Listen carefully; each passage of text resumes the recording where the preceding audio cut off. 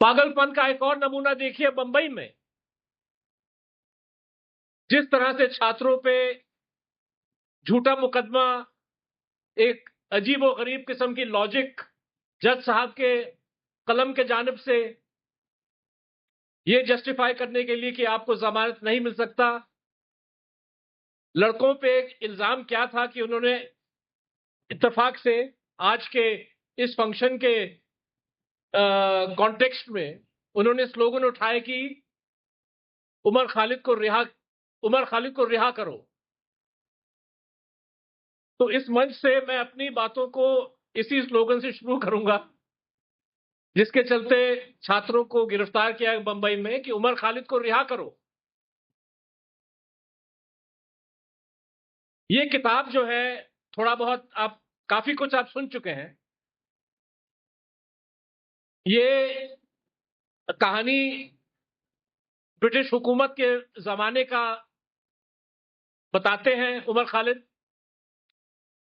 और जब मैं प्रभु महापात्र का प्रोफेसर महापात्र का जो एक एनालिसिस सुन रहा था, तो उन्होंने एक फ्रेज इस्तेमाल किया कि अंग्रेजों ने आदिवासियों को पैसिफाई करने की कोशिश की। पैसिफाई का मतलब वो तो एक यूफेमिज्म है, अंग्रेजी में कहते हैं रिप्रेस। अंग्रेजों का मंसूबा ये था कि भाई किस तरह से हिंदुस्तान के अलग अलग जो लोग हैं, आदिवासी हो, दलित हो, अलग अलग प्रदेशों के लोग हो, मजदूर हो, किसान हो, किस तरह से उनको पैसिफाई किया जाए, किस तरह से उन पे दमन, अत्याचार, रिप्रेशन लगाया जाए। लड़ाई ये थी उस जमाने की। और जाहिर है कि अगर आप उस पैसिफिकेशन के खिलाफ कुछ बोलते हैं तो अंग्रेजों ने आप पे कार्रवाई अंग्रेज आप पे कार्रवाई तो करेंगे ही करेंगे। 2014 के बाद ये जो पागलपन का जो दौर चल रहा है, नया भारत जिसको कहते हैं, अब अगर आप रिप्रेशन के खिलाफ काम करते हैं तो आप पे कार्रवाई होगी। अगर आप बीते हुए एक जमाने की रिप्रेशन के बारे में लिखेंगे तो आप पे कार्रवाई होगी। पैसिफिकेशन ऑफ द स्कॉलर, अपूर्वानंद ने कहा कि भाई यहां तक कि एक लाइब्रेरी में किताब का रहना आपको खतरे में डाल सकता है। किसी सिलेबस में आपने एक टेक्स्ट बुक, एक बुक को प्रिस्क्राइब किया, आपको आपको खतरे में डाल सकता है।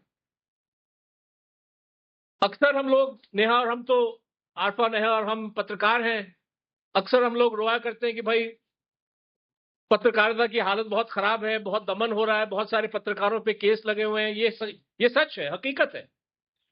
लेकिन मुझे लगता है कि जितना जितना दमन, जितना जो है वायलेशन एकेडमिक कम्युनिटी झेल रहा है, और लाखों करोड़ों की तादाद में लोग अफेक्टेड हैं। जंतर मंतर में जो सैलाब हमने देखा, जो एक तरह से इस पागलपन के दौर के खिलाफ अपनी आवाज उठा रहा था, ये सैलाब उस सियासत, उस प्रणाली का एक प्रोडक्ट है जिसने शिक्षा को एकदम खत्म करने की कोशिश की। एग्जाम में धांधली, पढ़ाने में धांधली, अध्यापक और कुलपतियों के चयन में धांधली। ऐसा लगता है कि ये जो नया भारत है, ये अपने नौजवानों को तालीम नहीं देना चाहता। वो नहीं चाहते कि लोग अपना दिमाग को किस तरह से इस्तेमाल करें, किस तरह से वो अपनी बातों को रखें। वो नहीं चाहते कि ये सब हो। तो नेहा जी, आपका सवाल, मुझे लगता है कि खतरा अभी भी मुझे लगता है कि हर दिशा से नजर आता है। झूठ बोला जाता है पार्लियामेंट में, जहां आपके सामने सबूत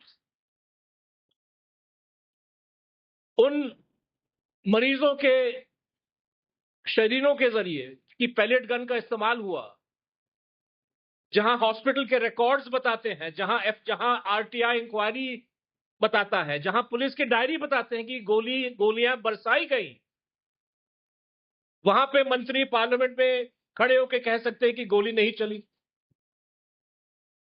एक खुल्लम खुला झूठ बताया जा रहा है और इस झूठ को जो है बड़े जो मीडिया चैनल्स हैं उस झूठ को आगे बढ़ा रहे हैं। आप कोर्ट कचहरी के दरवाजे पर दस्तक डालें तो न जाने क्या आपको सुनने को मिलेगा। जब मैं ये 30 छात्रों के किस्से को सुन रहा था कि उन्होंने कोई किताबें डाउनलोड की, पुलिस का इल्जाम था कि उन्होंने कुछ ऐसी किताब डाउनलोड की है, तो जब छात्रों के वकील ने कहा कि भाई ये किताब तो इलीगल नहीं है, इन पे कोई बैन नहीं लगी है, तो जज साहब ने कहा फिर भी इंक्वायरी होनी चाहिए कि किताब को डाउनलोड क्यों किया। वो दिन शायद दूर नहीं कि अगर आपने एक मशहूर किताब है लिटरेचर में, to kill a mockingbird, Harper Lee की किताब है, हो सकता है कि आने वाले दिन में कोई जज कहे कि आपने डाउनलोड किया तो किल अ मॉकिंग बर्ड, अच्छा तो सबसे पहले तो 302 का इस पे केस लगाओ, उसके बाद मॉकिंग बर्ड तो एनवायरमेंटल कानून के तहत भी इनको पकड़ा जाए। और गनीमत यह है कि जज साहब हो सकता है ये भी कहें कि भाई हार्पर ली को शामिल किया जाए कि इस साजिश में ये शामिल है। तो हम लोग हंस रहे हैं, लेकिन हंसी मतलब कि हंसी से हम क्या कर सकते हैं? कहां पे जाके हम जस्टिस मांगे जब कोर्ट कचहरी का रवैया ये है, जब पार्लियामेंट में झूठ बोला जाता है, जब जब छात्रों को एक शांतिपूर्ण तरीके से एक अपना डेमोन्स्ट्रेशन करने का अधिकार नहीं मिलता,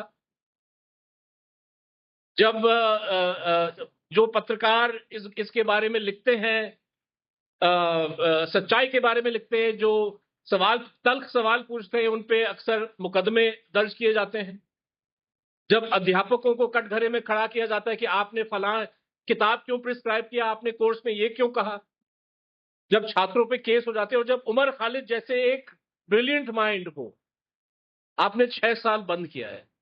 मैं सोच रहा था जब मनोज झा जी थे, उन्होंने कहा कि मैं राज्यसभा में हूं, हो सकता कि कल ना रहूं। राज्यसभा की मियाद जो है वो, आपका जो टर्म है वो 6 साल है, और 6 साल जो है जेल वाले राज्यसभा में ऑलरेडी उमर खालिद वो 6 साल काट चुके। एक लंबा अर्सा होता है किसी के लाइफ में। आप एज एन एक्सरसाइज आप जरा सोचिए अपने लाइफ में किसी भी 6 साल के पीरियड को सोचिए कि उन 6 साल में मैंने क्या क्या किया।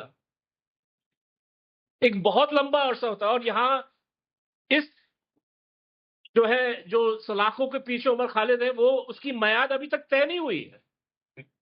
सरकार के हाथ में बात को छोड़ा जाए, सुप्रीम कोर्ट ने भी कहा कि आप 1 साल के बाद आप आ सकते हो वापस, 1 साल के बाद भी कोई गारंटी नहीं।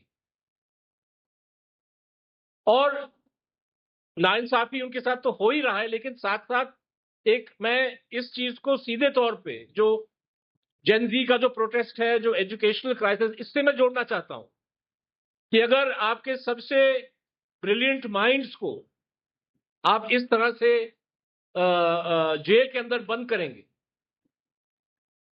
रिसर्च नहीं करने देंगे, अपना काम नहीं करने देंगे, उनकी बातों को आप तोड़ मरोड़ के अदालत में पेश करते, जहां उन्होंने अमन और शांति की बात की, वहां पे जैसे अपूर्वानंद जी ने कहा कि जज साहब कह रहे हैं कि हाँ बात तो रखी, लेकिन उनके दिमाग में क्या था।